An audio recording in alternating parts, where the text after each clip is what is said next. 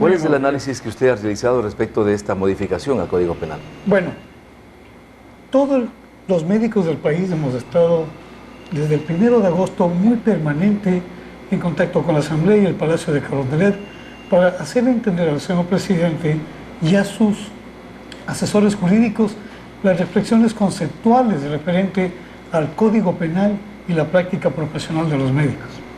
El artículo 135 dice: homicidio culposo por mala práctica profesional. La persona que por culpa del desempeño de su profesión ocasione la muerte de otra persona será sancionado con pena privativa de libertad de 3 a 5 años y la inhabilitación para el ejercicio de su profesión por la mitad del tiempo de su sentencia. Así está propuesto el artículo. Así está el artículo. Por ejemplo, si a mí me sancionan por 4 años de cárcel, 2 años estoy inhabilitado. En total tengo una sanción de 6 años. Claro, no puede ejercer su profesión. Correcto.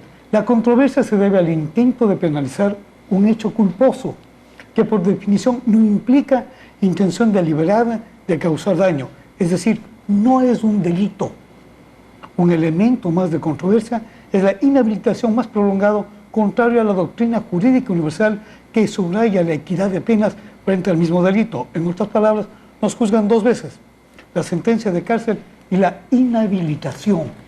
El Código Penal, artículo 32, señala: no existe infracción penal cuando se actúa en cumplimiento de una orden de autoridad competente o de un deber legal. Es decir, a mí el Ministerio de Salud me dice: vaya, trabaje como médico, yo ejerzo mi profesión, amparado por mis estudios.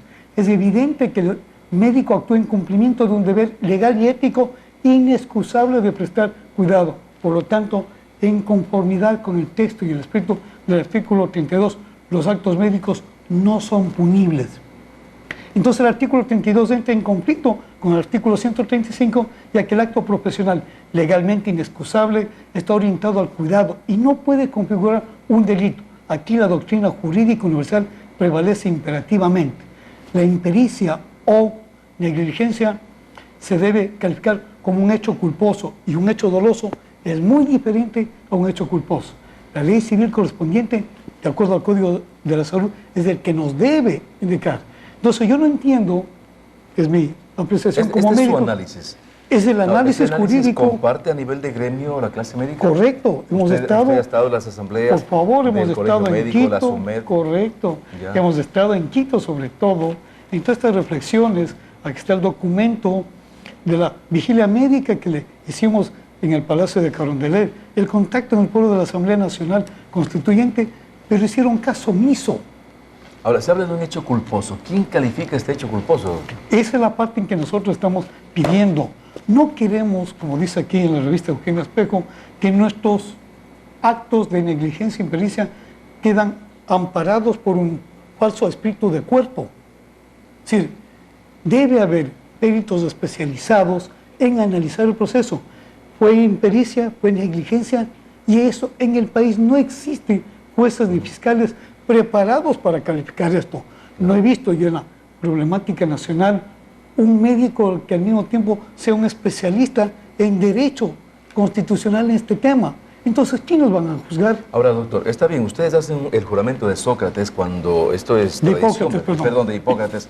Ahora, doctor, ustedes son humanos también y de pronto pueden cometer un error en la práctica médica. Correcto. Ahora, Entonces, ¿eso cómo se puede calificar? Ya. ¿Cómo sabe si es un error y ese error debe ser sancionado? Exactamente. ¿Qué es lo que nosotros podemos a veces cometer? ¿Impericia o negligencia? Ya. Entonces, ¿qué es impericia? El profesional actúa sin el debida calificación. Ejemplo, soy médico cirujano general y me llega un caso de cirugía cardiotorácica, un paciente que viene con un taponamiento valvular.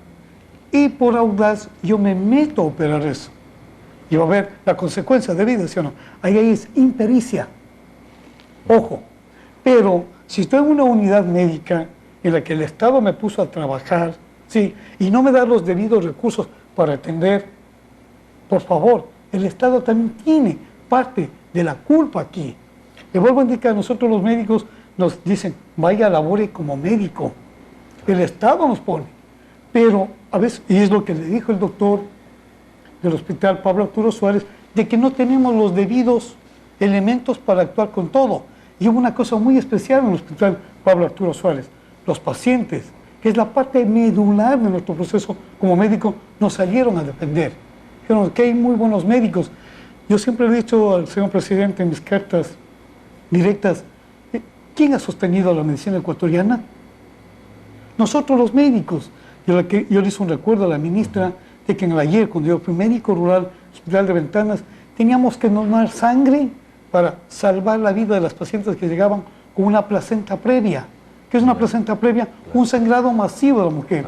Y con el doctor, mi gran amigo el doctor Enrique Gil, teníamos que donar sangre para salvar. Estos hechos heroicos de salvar vida, alguna vez la Asamblea se puso a analizar, le digo como parte del referencial de tantas cosas buenas que hemos hecho. Vuelvo a repetir, no queremos que no nos sancionen cuando haya impericia o negligencia. La ley en el Código de la Salud ya nos determina. ¿Y con qué nos determina? Con inhabilitación temporal o definitiva e indemnizaciones. Claro. La ley americana, la ley española, la ley chilena y la ley argentina lo califican por igual. No queremos que cuando un médico actúa de una forma negligente, deliberada, hay una parte de la estructura jurídica americana que habla del menosprecio extremo de los derechos del otro, una imprudencia temeraria o una negligencia grave. Nos deben sancionar, es lo correcto, pero ya está la ley, pero no es con cárcel. Sanción, pero con análisis previo de peritos especializados. Exactamente, que no existe en el país. Para comprobar el error o el hecho culposo. Doctor, ustedes en muchas ocasiones he visto que el médico se respalda en la firma de un pariente, el pariente cercano, de primer grado por lo general, para asistir a un paciente que está bastante grave. Entonces, esa firma de responsabilidad que hace el familiar, ¿cuánto les significa para ustedes en cuanto a un respaldo si es que hubiera otro? Le indico una parte, dice, calificar la impericia o negligencia es un reto para un experto, es decir, un especialista.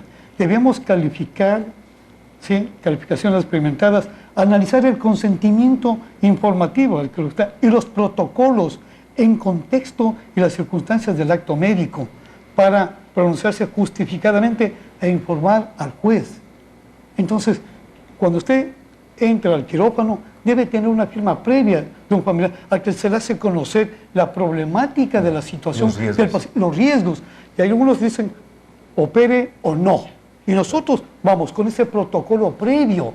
Ningún médico en el país, que yo sepa, de todos mis colegas que tienen un alto rango de especialidad aquí y en el extranjero, nadie vamos con deseo de agredir, de menospreciar el derecho del otro. Entonces, eso es lo que hemos querido que el señor presidente analice fríamente y no nos mande directamente a la cárcel. Usted vio que ante la respuesta de los colegas del Hospital Pablo Arturo Suárez, él amenazó en traer 1000 médicos cubanos. Hoy en la medicina cubana solo salen licenciados en